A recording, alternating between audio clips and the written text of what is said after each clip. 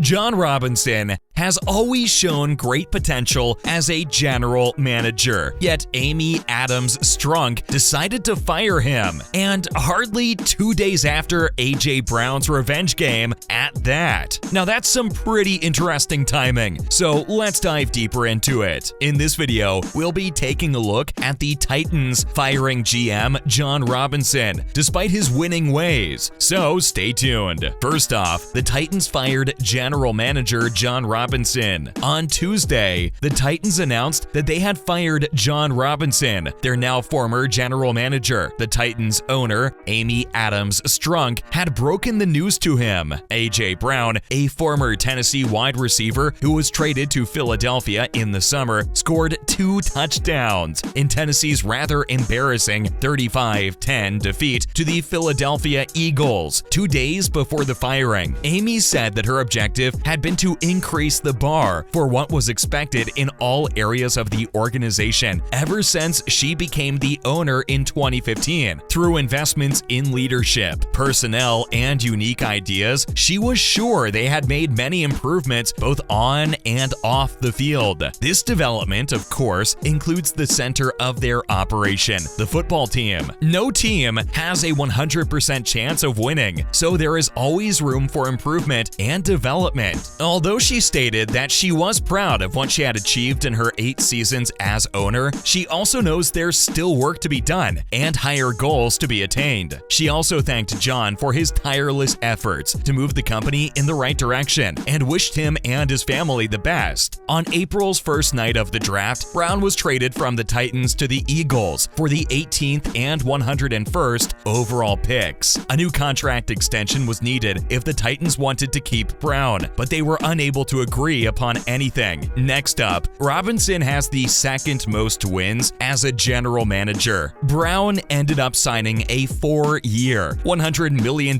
contract with Philadelphia, with a guaranteed $57 million that night. The move was made when the 7-5 Titans led the AFC South standings and were coming off back-to-back division championships. Along with head coach Mike Vrabel, Robinson had agreed to a contract extension with the Titans in February. Robinson recruited 29 players while serving as general manager, and 2 of them, safety Kevin Byard and running back Derrick Henry, were selected for the Pro Bowl. Robinson has since acquired 3 players through trades and free agency, including quarterback Ryan Tannehill, running back DeMarco Murray, and safety Brendan Trawick for special teams. He has made 7 first-round picks since taking over as general manager in 2016, but only 2 are on the roster. So far, none of his picks have been offered a second contract by the Titans. With first-round pick Jeffrey Sammons in 2019, that is probably going to change. According to the Titans, Ryan Cowden, the organization's vice president of player personnel, will be in charge of player personnel for the remainder of the campaign. Cowden started working for the team in 2016 as the director of player personnel, and in 2018, he was elevated to his present position. Robinson helped the Titans finish with a winning record in his more than 6 seasons as a coach. This helped him become the general manager with the second most victories, 69. He's behind only Floyd Reese, who had 111 wins. Let's take a look at Amy talking about why she made the decision. In an exclusive interview with the Associated Press, Amy said that she has to make hard decisions at the end of the day. She stated that the idea of not acting on it didn't feel right once she'd made the decision. She needed to proceed and complete the task to be fair to Jon. She mentioned that she wasn't sure how many weeks were left in the current season. It just didn't seem appropriate to drag this out. And Amy claimed that she researched previous seasons, rosters, draft picks, and free agent signings before making her choice. And no, the fact that A.J. Brown, a former Tennessee wide receiver, played well in last week's victory didn't influence Robinson's dismissal. The owner mentioned that she had already made her decision. Now for Robinson's picks never got another contract. After establishing an NFL record with 91 different players last season, Strunk said she couldn't overlook the deficiencies of a team that has utilized 76 different players players this year. As for wanting to be one of the elite teams that people are always afraid of, the 67-year-old mentioned that she had told the fans from the very beginning that she wanted to win it all, and this decision had been a part of her reaching her goal. Robinson made some pretty good picks, but the fact he never extended a second contract toward them was a problem. For example, the Titans released linebacker Kevin Dodd, the 2016 33rd overall pick in 2018.